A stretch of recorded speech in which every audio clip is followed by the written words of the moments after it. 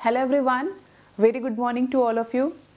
तो आज हम स्टार्ट करेंगे इंडक्टेंस के फर्दर टॉपिक को। जैसा कि पिछले वीडियो में आप लोगों ने पढ़ा था कि इंडक्टेंस क्या है, म्यूचुअल इंडक्टेंस क्या है, सेल्फ इंडक्टेंस क्या है, उसमें कौन कौन से आपके टर्म्स इन्वॉल्व हैं, वो सारी चीज़ें।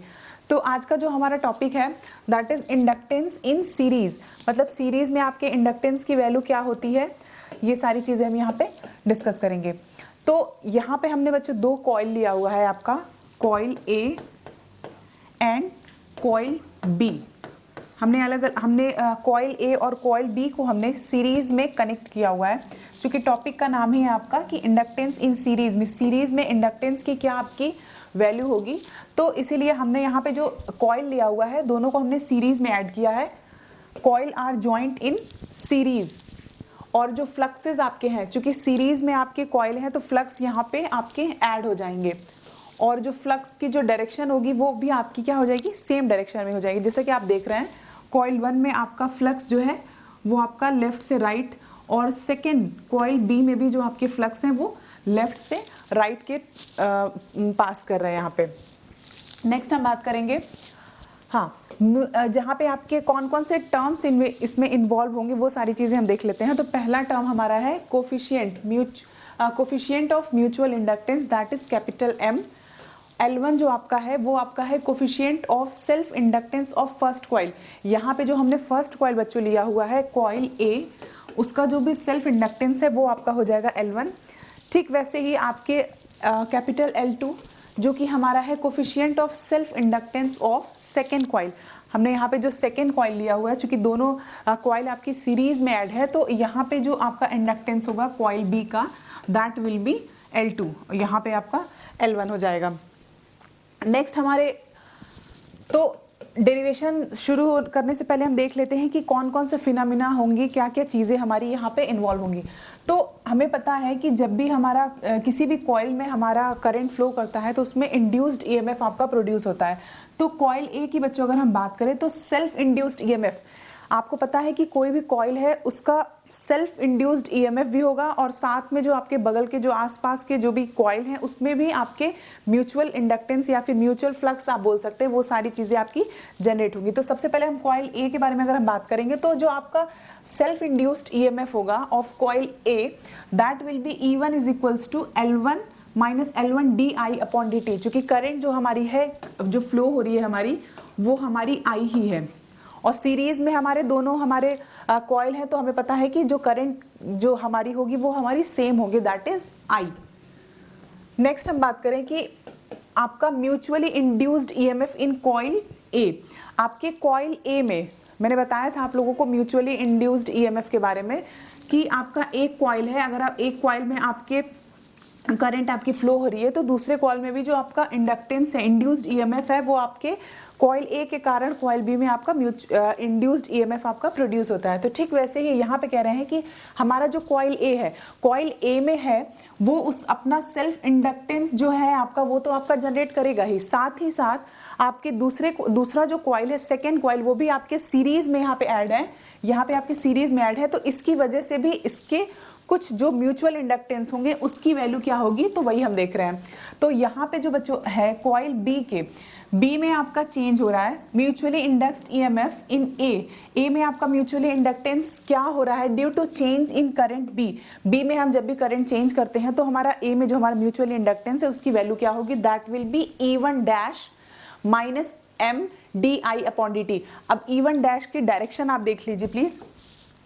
E1 डैश की जो डायरेक्शन होगी वो हमारी जो हमने यहाँ पे वोल्टेज हमारा है, जो ईएमएफ हमारा है, उसके ही आपके डायरेक्शन में होगी। क्यों? क्योंकि जो हमारा फ्लक्स है वो हमारा सेम है। ठीक है, तो अब कॉइल बी के अगर बच्चों हम बात करें कॉइल बी के बारे में, तो बी का खुद का भी एक सेल्फ इंड्यूस्ड ईएमएफ होगा जो कि आपका बी है। बी में आप देखेंगे कि E2 है आपका, तो E2 आपका हो जाएगा minus L DI by dt, जो कि मैं बार बार कह रही हूँ कि करंट की जो वैल्यू है वो आपकी सेम होगी। I करंट आपका है, सेम फ्लक्स है, आपके सेम सीरीज में आपके इंडक्टेंस लगे हुए हैं, तो इसलिए करंट की जो वैल्यू होगी वो I होगी, दैट विल बी सेम। और हमारा कॉइल बी में कॉइल बी में आपका म्यूचुअली इंड्यूस्ड ईएमएफ क्या होगा, वो कैसे आपको प्रोड्यूस होगा, due to current change in A में आपका करंट जब भी चेंज होगा तो बी में आपके इंड्यूस्ड ईएमएफ जो होंगे उनको हम कहेंगे mutually induced EMF, that is E two dash की वैल्यू यहाँ पे जाएगी माइनस कैपिटल एम डी आई अपॉन डी टी, जो कि हमारे म्यूचुअल इंडक्टेंस को शो कर रहा है। अब आप लोगों ने देखा है कि जितने भी निगेटिव साइन है माइनस L1 डी आई upon D t, minus L2 d आई अपॉन डी टी और माइनस M डी आई upon D t, minus M d आई अपॉन डी टी, इसमें जितने भी आपके निगेटिव वाले टर्म्स हैं वो क्या कह रहे हैं कि जितने भी आपके निगेटिव टर्म हैं क्यों है, because self and mutually induced EMF are in opposition to the applied electric field. आप जो भी अप्लाइड इलेक्ट्रिक फील्ड जो अप्लाई कर रहे हैं उसके अपोजिशन में ही क्या हो रहा है, आपका जो ईएमएफ इंड्यूस हो रहा है वो आपका अपोजिशन में है जो भी आपने अप्लाइड इलेक्ट्रिक